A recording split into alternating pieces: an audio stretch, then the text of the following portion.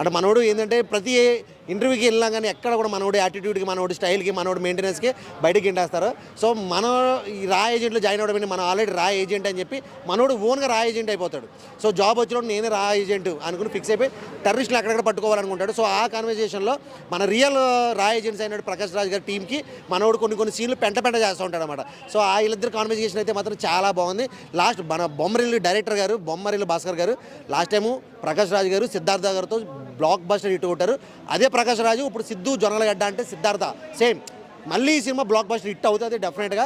Cinema ఓవరాల్గా last climax అయితే మాత్రం అన్న గూస్ బంప్స్ తెప్పించాడు. నాకైతే ఒక పుష్పాలు ఒక ఫైట్ గుర్తొచ్చింది నాకు, చేతులు వెనక్కి కట్టేసి కొట్టే ఫైటు. ఇదే ట్రైన్లో సీక్వెల్ వచ్చారు. చాలా అంటే చాలా బాగుంది. 25 మంది రా ఏజెంట్లను కాపాడి లాస్ట్కి జాబ్ కొడతాడు.